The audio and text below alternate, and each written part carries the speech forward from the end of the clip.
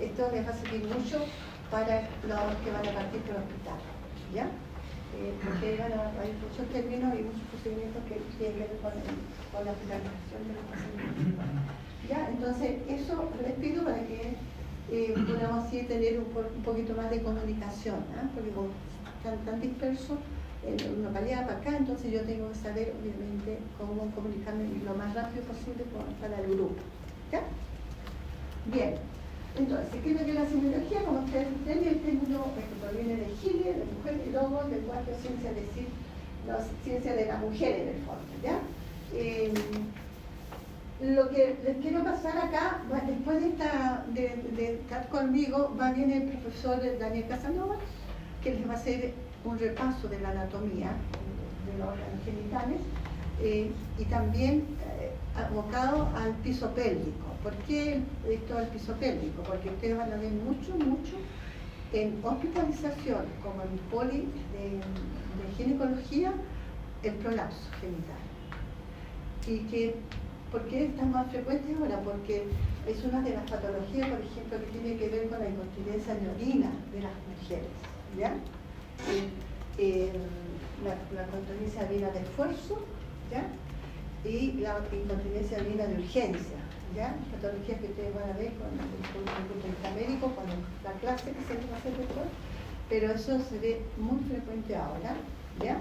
Y tiene que ver obviamente mucho con la anatomía de los genitales internos de la mujer, ¿ya? Para que ustedes puedan entender un poquito por qué se produce el prolapso, ¿ya? De mujeres jóvenes que nunca han tenido familia, nunca han tenido embarazo, ni guagua, ni parto, pero igual tienen una incontinencia, ¿ya? Entonces ahí ustedes van a entender un poquito más, ¿ya? Esa es una de las patologías frecuentes que se ven en ginecología. Y hay una cirugía que es casi, en algunas partes se hace ambulatoria. Se le hace en el día y la tarde la paciente se puede ir a su casa, ¿ya? Y es la famosa operación TOT se llama, ¿ya? Es una operación que repara los ligamentos, los medios de sostén que tiene los genitales internos de la mujer, ¿ya?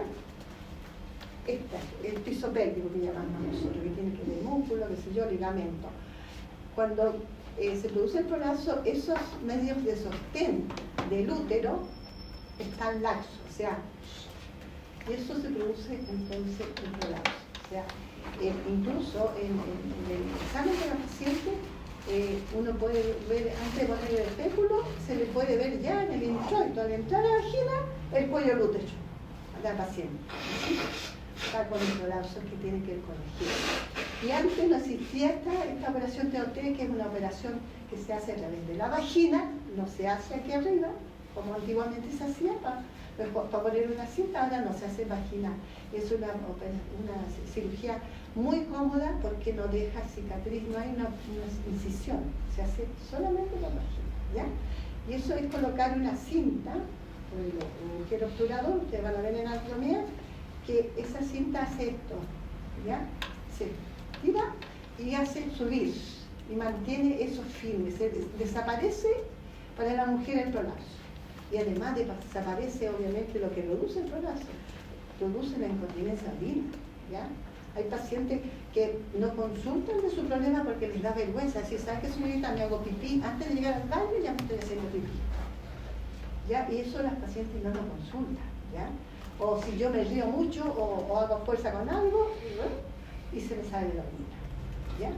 Entonces, cuando ustedes tengan una paciente en su consultorio, no se olviden nunca, cuando tengan su actividad profesional, de preguntarle siempre a una paciente, señora, ¿tiene problemas de orina o para orinar? Y ahí se van a dar cuenta que la paciente lleva muchos años aguantando, poniéndose pañales o apósitos para retener la orina, ¿ya? Es una consulta que las pacientes no la hacen así como con suelta, o sea, sin problema. Es una problemática muy frecuente. Y como es tan frecuente, obviamente ahora las mujeres están un poquito más interiorizadas, se meten en internet, entonces mira, si usted sabe de qué, yo me está sucediendo esto, Y van a haber frecuentemente pacientes que vienen para esa cirugía reparadora del prolapso, ¿ya? Y no van a haber mucho en la quimio de ¿ya? Bien. Hay patologías que son frecuentes también, que ustedes van a ver y que consulta a veces de urgencia, ¿ya? Y que tiene que ver con los genitales externos, ¿ya? Aquí, si ustedes ven lo que dentro en el labio, los labios menores, hay una salida, obviamente, de una glándula que se llama la glándula Bartolino, ¿ya? Esa glándula lo que secreta es flujo para mantener esto húmedo con una cierta lubricación, ¿ya? Pero este orificio, este conducto que tiene una salida, se obstruye aquí con gérmenes, ¿ya? La vagina está considerada como una zona séptica, ¿ya? Entonces, porque ¿qué tenemos en la vagina? Ustedes saben, las mujeres, ¿qué tenemos en la vagina que nos protege a nosotros? La flora bacteriana, ¿ya? Y la flora bacteriana son muchos, permisos.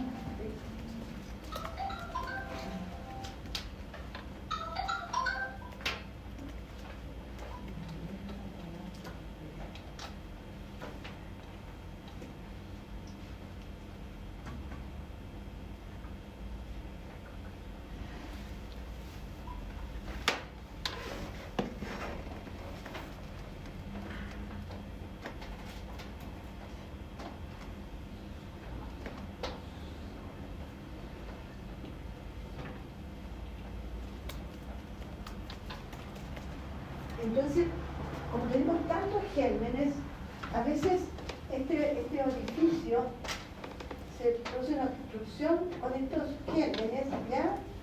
Y hacen de tapón. Entonces la secreción que debe salir de la glándula de Bartolino para mantener esta zona lubricada empieza a juntarse acá y se produce la bartolinitis. Es bien frecuente, consulta a nivel de servicio de urgencia, ¿ya? Y puede ser, tenemos los dos lados, ¿no? Puede ser una bartolinitis del lado izquierdo o del lado derecho, ¿ya? Y entonces aquí la paciente llega y consulta porque, señorita, me salió un cototo que tengo ahí, me molesta, me duele, y resulta que era chiquitito y ahora está grande y ya está como un poroto y va creciendo. Es porque salida ya está obstruida, ¿ya?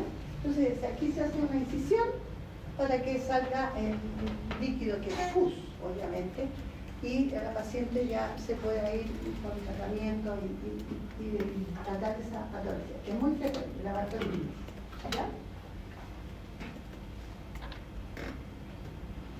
Bueno, las otras alteraciones que van a ver ustedes va a ser obviamente a nivel de los genitales, del órgano genitales internos. Por ejemplo, aquí vamos a ver los famosos miomas, los miomatosis, los diferentes tipos de miomas.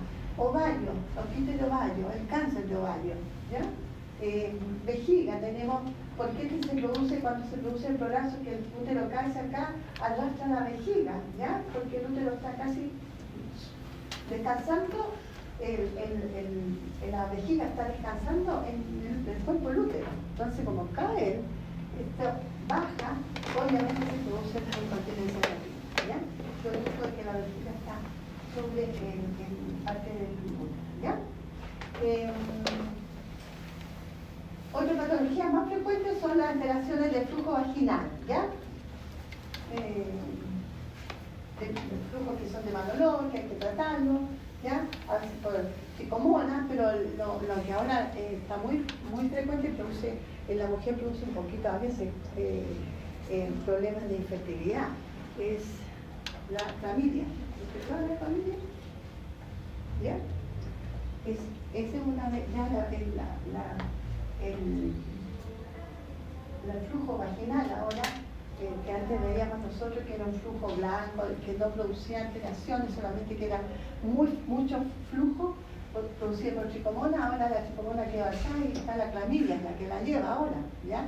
Y esa sí que es complicada porque hay que hacer tratamiento con antibióticos y además evitarle para prevenir a una mujer que tenga problemas de fertilidad, es decir, que tenga problemas después de embarazarse, ¿ya? Y eso, el flujo, obviamente, las mujeres consultan. ¿Por qué? Porque el flujo es mucho flujo, pero es un flujo de muy mal olor, ¿ya? Nosotros que ya manejamos un poquito los flujos, conocemos cuando hay flujo ya un poquito más alterado, que hay que hacerle un control o un cultivo de flujo vaginal. Cuando hay clamidia en este flujo, el flujo es de mal olor y es un flujo que las pacientes dicen de olor a pescado. Y efectivamente es un olor muy fuerte, ¿ya? Que uno, sin tomarle la muestra, ya sabe que aquí hay clamidia, ¿ya? Eso también es muy frecuente. La consulta de los pacientes que les consultan que están con un flujo que les produce mucha incomodidad. Y lo otro importante también, para ver ustedes pacientes que están en la etapa del climaterio, ya, que son pacientes diabéticas, que consultan muy frecuentemente por la vulvovaginitis por hongo, ¿ya? Ahora, ¿por qué las pacientes diabéticas presentan más vulvovaginitis por hongo? ¿Por qué creen ustedes? ¿Sí? Porque pueden, cuando vienen pueden tirar azúcar por la Claro, vena y eso. por la hiperglicemia, ¿ya? La hiperglicemia produce, ¿qué produciría entonces a nivel de la vagina de la paciente diabética? Si ustedes algo han escuchado o piensan o según lo que han escuchado. Exactamente. ¿Ya? La hiperglicemia produce alteración del pH, ¿ya? Es decir, nosotros, ¿cuál es el pH que tiene nuestro organismo? ¿El nivel? ¿Ya? ¿El pH de vagina o el pH sanguíneo? Porque el pH se tiene que mantener a nivel del cuerpo. 135. ¿Ah? 135. ¿Cuánto? 735. 7, hasta 7. pH 7. El pH 7 que es el pH que tiene que tener a nivel de la vagina. Ese pH es alterado por la hiperglicemia, ¿ya? Entonces, ¿qué es lo que pasa con la hiperglicemia? El flujo, o sea, la protección del pH 7, que tenemos las mujeres que nos protegen, digamos, de la flora microbiana, para mantener ese pH, ese se altera con la hiperglicemia. Entonces, por eso que la paciente empieza a tener vulvovaginitis, sobre todo las pacientes que están en la etapa del climaterio. Y usted van a ver que en la consulta hay pacientes que están con ese problema y son pacientes diabéticas, ¿ya? Por eso, ¿ya? Es decir, el pH sube, pasa a ser alcalino, o sea, no hay protección casi, entonces los géneros que normalmente tenemos en la vagina, como cambia el pH, se aprovechan de eso y se empiezan a cultivar, es decir, se produce una autoproducción de los hongos, ¿ya? Y son vulvovaginitis por hongos, ¿ya? Eso lo van a ver frecuente en las pacientes diabéticas, ¿ya? Entonces, cuando tengan una paciente que consulta, que es diabética, si está con todo un problema de picazón, me arde, qué sé yo, es porque está con una vulvovaginitis por hongo. Y hay que dar un antibiótico, ¿ya? Eso es importante.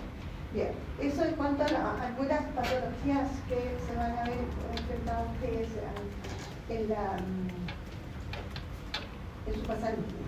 Bueno, lo que también en semiología van a escuchar ustedes que el médico le dice ya hace una anamnesis, ¿no es cierto? Ya usted tiene un poquito de conocimiento de la anamnesis, hacer una anamnesis, ¿ya? Entonces, y además en la ficha, cuando la paciente es hospitalizada, hacerse una buena anamnesis para dejar en la ficha clínica los antecedentes de la paciente, ¿ya?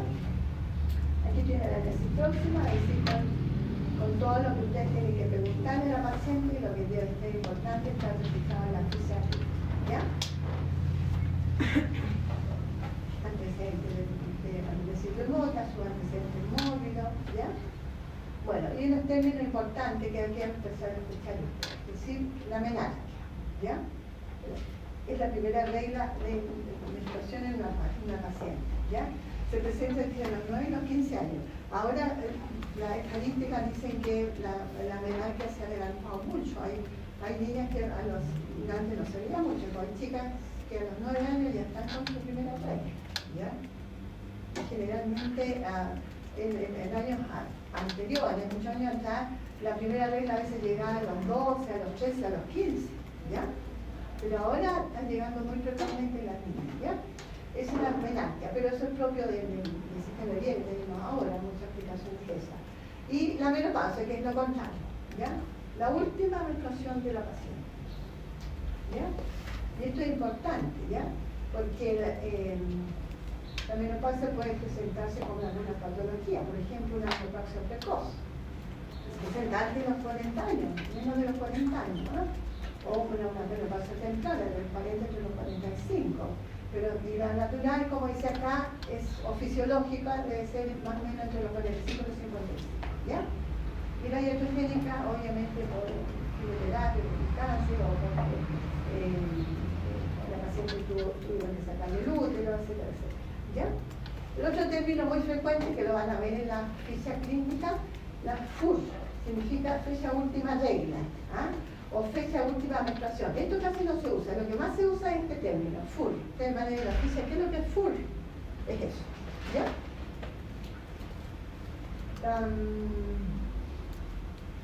Bueno, y en lo que es la característica de las menstruaciones, que también es importante cuando las pacientes consultan porque están con sangrado intermenstrual, entonces hay que preguntarle cantidad, frecuencia, cada cuántos días le llega después de la regla, si es con dolor o sin dolor, ¿ya? Y aquí tenemos unos datitos importantes en cuanto a la menstruación, ¿ya? Si ustedes ven que normalmente hasta 7 días uno puede decir que está dentro de la normalidad un flujo de menstruación, ¿ya? Y que se presenta cada 25 o 28 días, ¿ya? Y esto se llama una eumenorrea, es decir, una menstruación normal. La menstruación también tiene algunas patologías, la dismenorrea, ¿ya? Algunas pacientes que tienen la dismenorrea grado 3, que les imposibilita incluso su trabajo laboral, ¿ya? Necesitan a veces licencia por el primero o segundo día, ¿ya? La hipermenorrea, ¿ya?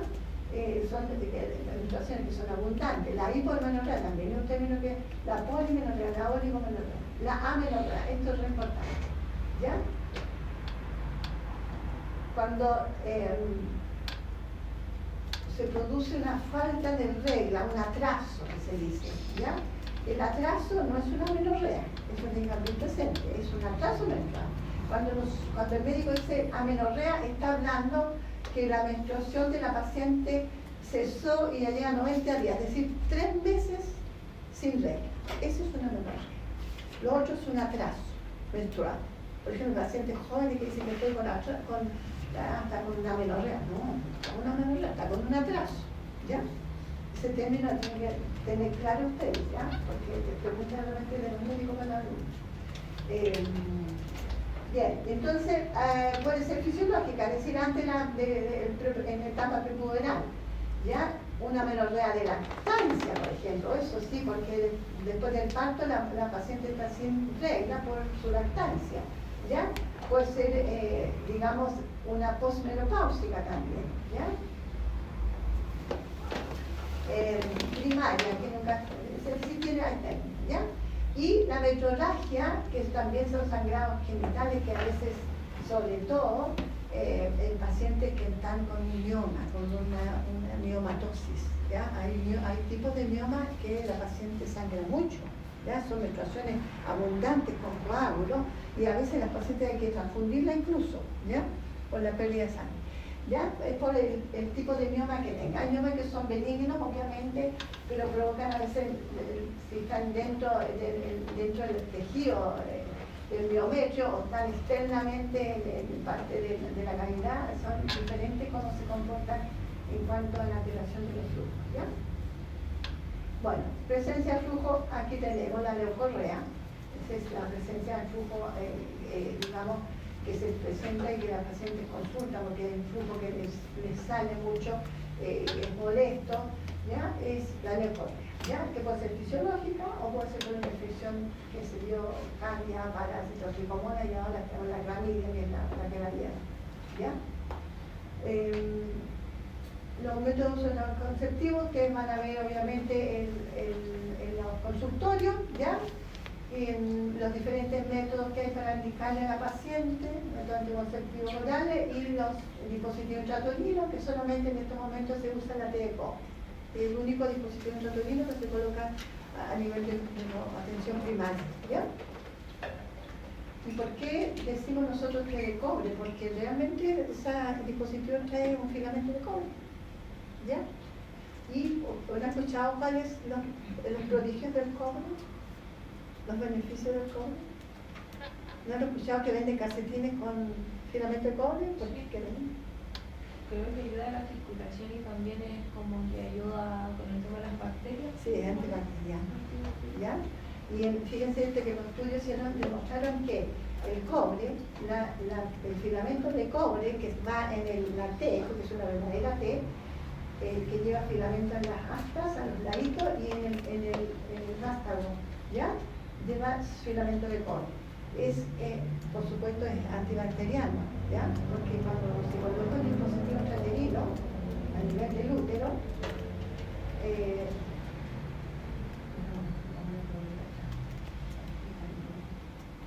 ¿ya? El dispositivo intrauterino queda en esta cavidad, aquí, en la cavidad, aquí se inserta, ¿ya? Entonces, el dispositivo, la T queda acá, pero lo que trae la T son unos filamentos que son unas guías que tienen que quedar acá, ¿ya? La puntita de la guía viene con unas puntitas, con unas guías largas, y estas guías sirven para el control. Cuando se le coloca el dispositivo a la paciente, tiene que ser citada para controlar cómo está el dispositivo intrauterino, ¿ya? Entonces, ¿qué lo controla? ¿Cómo lo controla? Porque el dispositivo está en el útero. ¿Cómo lo controla? Tocando estas guías. Se puede controlar con el tracto vaginal, tocando la sensación de la guía, o si ustedes no pueden encontrar la guía, ustedes pueden hacer una especuloscopía y mirar el cuello útero y ver que están ahí las guías, ¿ya? ¿Y por qué les digo esto? Porque el dispositivo intrauterino es un cuerpo extraño en el organismo. ¿Y qué pasa con el cuerpo extraño cuando tiene un cuerpo extraño en el organismo? ¿Qué pasa? ¿Ah? Lo rechaza. Ay, que lo rechaza. El sistema inmunológico, obviamente, entra acá. Y entonces la paciente, cuando se le coloca el dispositivo, se le dice, señora, haga un poquito de descanso, no haga muchas cosas, porque va a empezar a sentir un pequeño dolorcito como le va a llegar la regla. Esas son contracciones. El útero trata de eliminar, ¿ya? Y a veces a la paciente se les cae el dispositivo, por tanto las contracciones que se empujan y a veces uno cuando va a hacer el control siento algo que me clava. El dispositivo, la puntita está por aquí, ya salió, ¿ya? Eso sucede, la expulsión, propio de contracción de útero. Y lo otro, que a veces este dispositivo empieza a incrustarse en el tejido del endometrio, pasa la cavidad y migra, ¿ya? Hacia la cavidad abdominal. Y eso se llama euectópico. Está fuera de la cavidad, ¿ya? Eso también son términos que no escuchan, ¿ya? Y eso le significa una operación, hay que sacarse una señora vía abdominal, ¿ya? Y cuando lo tiene acá, lo que uno tiene que hacer es retirarlo. Ya, es decir, señora, ¿sabe qué? Vamos a tener que darle pastillas anticonceptivas. Y en estos momentos existe un método que antes no existía en los consultorios, son los implantes anticonceptivos, los implantes de este nivel, que se hacen en las pacientes jóvenes, ¿ya? Anticonceptivos. Y eso obviamente provoca en algunas pacientes la falta de reglas por 3 meses a veces, ¿ya? Es decir, pero tiene que cumplirse los requisitos la mujer que exige un implante, tiene que cumplir algunos requisitos. Eso lo van a conocer en el consultorio, ¿ya?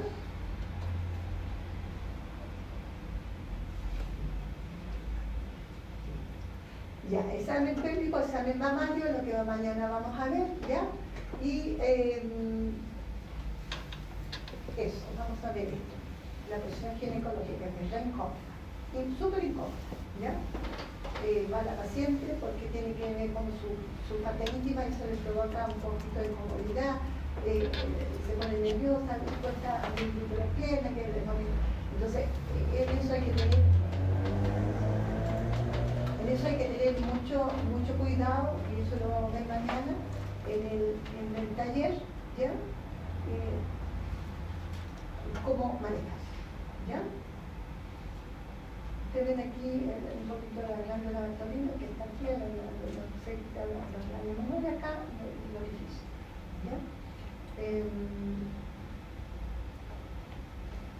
La especuloscopia. Vamos a ver esto mañana, cómo se coloca un espéculo, qué tipo de espéculo, por qué tengo que hacer una especuloscopía en algunas pacientes, ¿ya?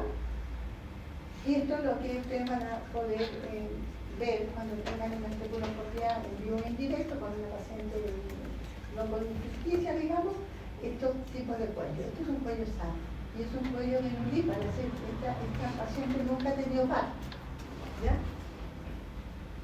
Y ustedes ven acá este otro cuello, un cuello multípara. Este es el orificio del cuello útero, ¿ya? El orificio externo, que es como la cabecita de un alfiler, ¿ya? Y fíjense ustedes en este cuello, que es un cuello que no está alterado, sí, pero miren el orificio cómo cambia después de un parto o de un aborto. ¿Ya? El orificio que pasa a ser redondito, chiquitito, pasa a ser horizontal. ¿Ya? Esto es obviamente porque la paciente ha tenido ya un parto o un aborto, ya una pérdida reproductiva. Ese cuello nunca más vuelve a ser así. ¿Ya? Siempre van a encontrar en los cuellos multíparas o pacientes que tienen pérdida reproductiva este tipo de cuello con una rayita horizontal. ¿Ya? Y este otro es un cuello con una cervicitis, es decir, un estropio, ¿ya? Esto lo van a ver mucho en ginecología, en poli de patología cervical. Pacientes que son derivados porque el PAP les salió alterado con un NIE1, un NIE2 o un NIE3, una neoplasia intraepitelial. El NIE significa neoplasia intraepitelial, ¿ya? En el cuello del útero, ¿por qué se hace el PAP? En el cuello del útero tenemos una zona de transición, ¿ya? En la zona de transición es el cambio de epitelio, que se llama. No sé si en histología les ha pasado eso, ¿no es cierto? Obviamente, en esa zona de transición es donde se produce a veces el cáncer cervicuterino, un cáncer in situ, que es el inicial, ¿ya? Y que obviamente esa paciente va al polipatología cervical, ¿ya? Cuando se toma el PAP, lo importante es que el PAP salga normal, que se dice. Es decir, que no hay, pudiera haber una cervicitis cuando se le toma el PAP a la paciente y que sangra, ¿ya? Estas son inflamaciones del cuello del útero, ¿ya? Pero no es un cáncer, ¿ya? El NIE1 y el NIE2 y el NIE3 es un cáncer. Lo que pasa es que el NIE3 pasa a ser un poco precursor, porque pudiera ser el papiloma de virus humano, ¿ya? Y ese sí, obviamente, es un precursor, digamos, de un inicio que no se trata, obviamente, y no se controla a la paciente, un inicio de un cáncer cervicuterino, ¿ya? Pero esto tiene tratamiento, hay tratamiento cuando es mucho uno lo ve, y la paciente que uno quiere tomar el PAP no puede porque al pasar el cepillito sangra, no se puede tomar el PAP. Entonces, ¿qué pasa? Ahí la paciente tiene que derivar a la paciente a patología cervical, ¿ya? Y si el médico ve que esto es una lesión grande, lo que hace es una biopsia, hace una colposcopía y toma muestra de esto. Es una biopsia, ¿ya? Para ver qué tipo de NIE es, ¿ya? Eso se ve en el consultorio y lo van a ver ustedes que pacientes vienen a patología cervical, ¿ya? Lo otro que vamos a hacer mañana es tacto vaginal, ¿ya? Es decir, es el tacto vaginal para palpar obviamente los ovarios y digamos también para ver el movimiento o tocar el cuello del útero. A veces las pacientes consultan porque dicen que están con mucho dolor en los ovarios, eso significa un dolor tan terrible Y al hacer el tacto, uno ve que al hacer el tacto la paciente se queja y a veces están con una congestión pélvica, que llama, es decir, una inflamación, por supuesto, dolorosa de los anexos del útero, de la trompa, y que se provoca a veces por alteraciones a veces hormonales también, pero también a veces porque hay algún bichito que está provocando alguna inflamación a nivel de la trompa, del anexo, tanto izquierda o derecha, digamos, ¿ya? Entonces, con el examen del tacto vaginal yo puedo decir que esta paciente realmente está con un problema, una congestión pélvica, y hay que darle algún antiinflamatorio para evitarle y para ayudarle con el dolor algún analgésico, ¿ya? Y cuando es más grave, obviamente hay que derivarla a ginecología, ¿ya? Bueno, aquí ustedes pueden ver a veces los flujos que a veces uno se encuentra cuando hace una especuloscopía, tipo con blanquecina, se ve el dolor, muy bien, hay un flujo que es muy característico, que no se ve mucho, pero se puede encontrarse cuando hay una alteración de una transmisión, de una infección de transmisión sexual, que da mucho flujo. ¿Cuál es?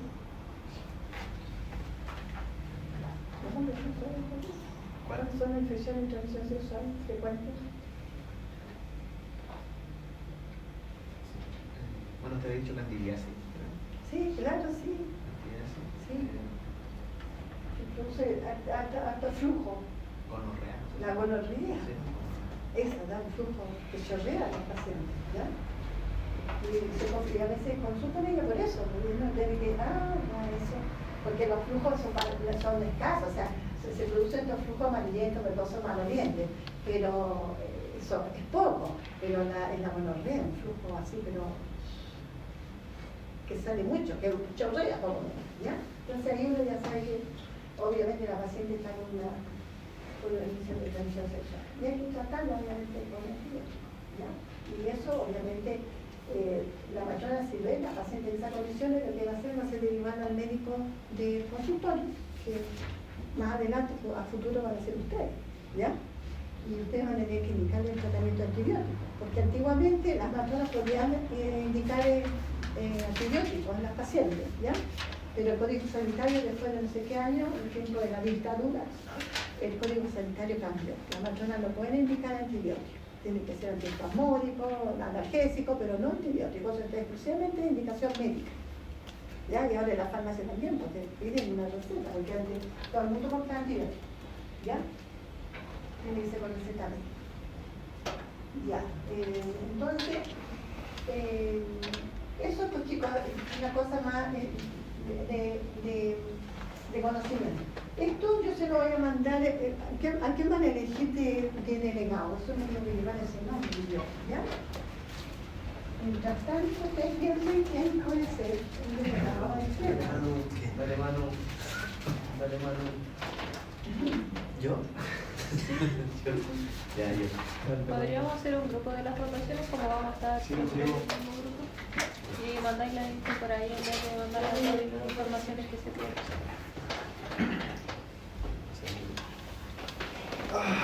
No sé, ustedes elijan. Ya, esta es la ficha ginecológica. Aquí tú puedes mirar, leer, qué sé yo. Si tienes alguna paciente por ahí, entonces hacerle una análisis para llenar una hojita. Le pides tú al tutor que quisieras llenar la hojita para eso, más porque nada, para que les quede de recuerdo de antecedentes en una ficha clínica, cómo hacer una buena anamnesis, ¿ya? Gracias. Cuando pasen por el hospital por allá, o Los Andes, o por San Felipe, ustedes llegan a una paciente y dice, señora, ¿sabe qué necesito? Voy a hacerle unas consultitas, yo tengo que hacer esto como una práctica. Tengo más la hojita de las cosas que tenemos que hacer para la lista de... Sí, de actividades, sí, claro, pero se debo mandar a ¿quién va a ser delegado? El Manuel. Yo. Ah, ya. Entonces, yo voy a mandar este archivo y las actividades. Les voy a mandar también, porque de repente repente pudieran los tutores que ustedes me presenten una sonrisa, ¿ya? Una pauta para poner un caso clínico. Y también una serenidad. Ah, ya. Tienen los dos por los dos lados, fíjense, los que están. ¿Sí? ¿Ya? Entonces, todo eso te voy a mandar, ¿ya? La pauta también de evaluación, ¿ya? La pauta de evaluación también los tiene para los tutores en la consultorio, ¿ya? Aquí tengo. ¿Ya? No se la voy a leer nomás porque esto se la voy a mandar también compartido para que la tengan ustedes, ¿ya? La pauta de evaluación, cuando ustedes terminan la rotación por consultorio, las pautas me las guardan los tutores, hola. Y yo las retiro, no se las van a llegar a ustedes, ¿ya? Entonces, estas se las voy a mandar también para que ustedes vean cuál va a ser una evaluación que van a recibir de las materias, ¿ya? ¿Ok? Entonces, ahora los dejo con el profesor Daniel. Sí, le vamos a poner un ratito, ¿ya?